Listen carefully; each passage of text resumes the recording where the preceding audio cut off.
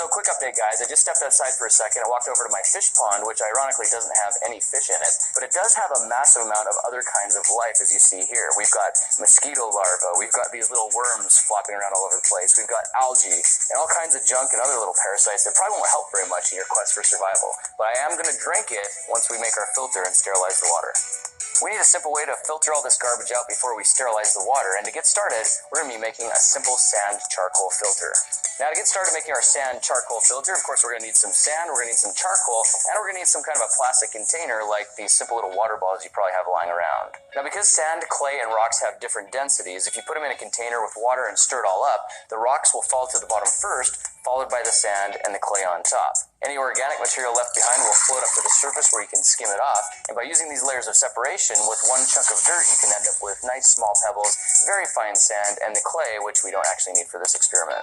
Or you can use something like a strainer and filter out the finer sand that way as well. So now that we've got our fine sand, our small pebbles, and a small water bottle, the only thing left to do is crush up some charcoal.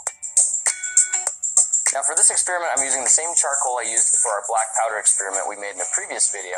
However, if you don't want to go to the trouble of making your own, you can just look around a campfire for those large chunks of black wood that are charred and snap in half when you press them. If your charcoal's done right, it should just about crumble if you apply any kind of pressure to it, which is good because the finer we can get our charcoal, the better our filter is going to work. Now, of course, my charcoal is just a mixture of small twigs, paint sticks, and sawdust, which I like the sawdust because it's already in fine powder form to begin with. But whatever material you end up using to make your charcoal should be just fine because it all ends up as pretty much the same stuff. The goal is just to make it a very fine powder because the finer your charcoal is, the better your filter is going to work.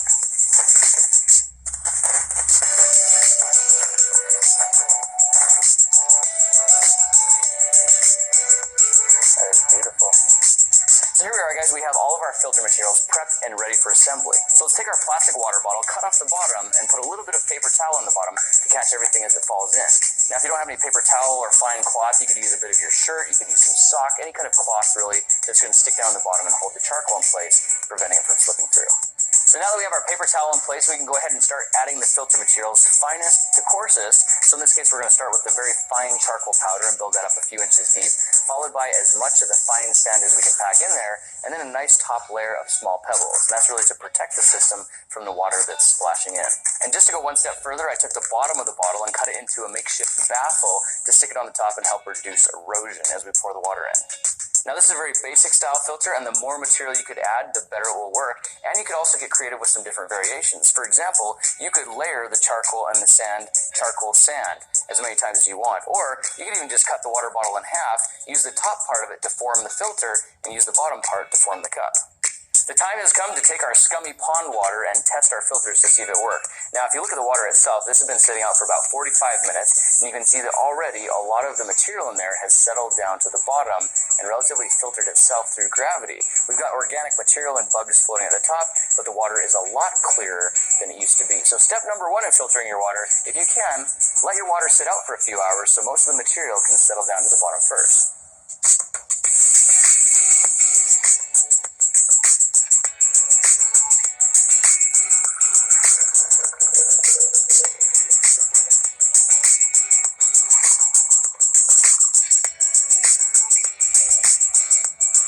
So I just made the transfer. You can already see that this water is so much cleaner than this water here. There's still little bugs floating around there and a lot of other nasties. But we can now take this water and pour it into our filter and cleanse it even further. Watch this.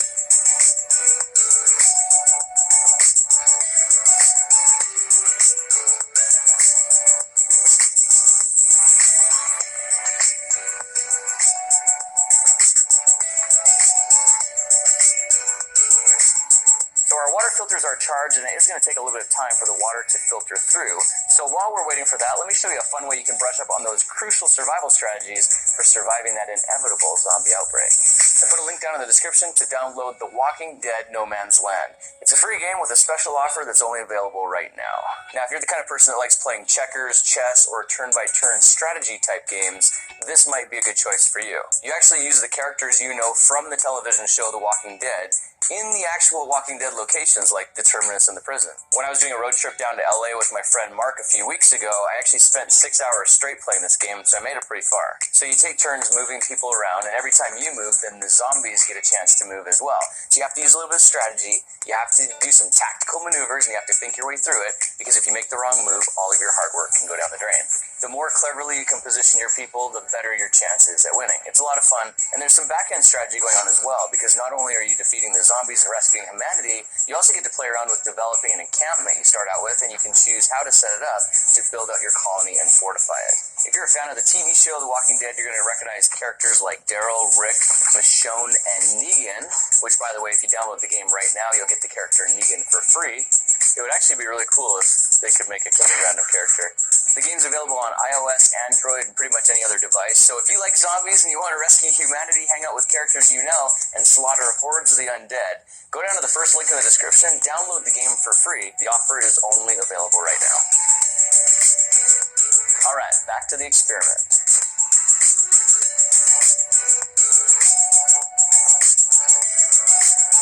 Alright guys, we are back. We've been running these filters for about 45 minutes now, to the point where the cups are actually overflowing. So let's stop for a second and observe the different results between the different filters. So just by looking at the different colors of the water here, it looks like the one on your right is actually the clearest, and this is the one that we built in this video. It's got the layer of charcoal on the bottom, the sand in the middle, the pebbles on the top, and it's this pretty basic design. Now look, if we screw the cap on, we can actually contain everything inside and just set that off to the side to be used again at another time. You know what else is really crazy is if you look at the top of the filter, you can actually see like the little worms, the larvae, the bugs, like jumping around and floating on top. They don't make it past the rocks though, they just stay on the top. The water we collected out of the bottom is definitely different than the water on the top. Now, the one in the middle, I'm a little bit surprised about because we actually had two different layers of charcoal, and I would have expected that to be the clearest out of all of them. Now, what I think happened is when I was building this one, I actually ran out of my really fine charcoal, and I just started putting in the chunky charcoal instead. So obviously, it didn't filter the water quite as good as the really fine charcoal does. So this shows the finer your charcoal, the clearer your water is actually going to be. Let's take a look down inside and check it for clarity. So I've just transferred our two large samples to two glasses so we can look inside and check for clarity. And you see the one on the left has slightly a yellow tinge to it. The one on the right, though, looks absolutely fantastic. And if you look down here, and you look straight through the glass, you can't see any particulates floating around whatsoever. This water right here looks beautiful. It looks refreshing. It looks crystal clear. It looks delicious in a survival situation. It's going to be the nectar of life. However, there's one thing left to do before you drink it, and that's to sterilize it.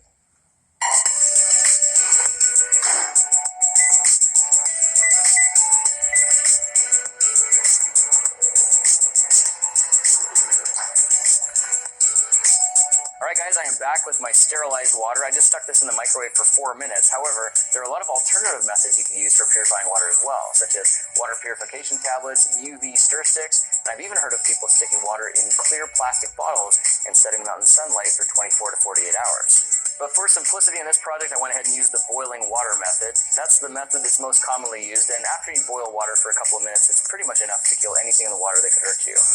So they say. So here we are, guys. This is the moment of truth. We've got our green, scummy pond water that we have transformed into sterilized, charcoal filtered water. It's filtered, sanitized, life-giving, zero-calorie, sugar-free, gluten-free, dairy-free, and ready to drink. So this is it. I'm actually so confident this is sterilized and ready to drink, I'm just going to down the whole thing. Here we go.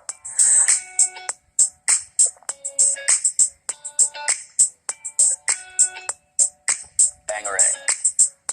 That was actually really good. It tastes probably a lot different than this tastes. I mean, look, the mosquito larvae are still having a heyday in there. So in a survival situation, I choose our charcoal filter water, which is made out of materials from the backyard. Dirt, sand,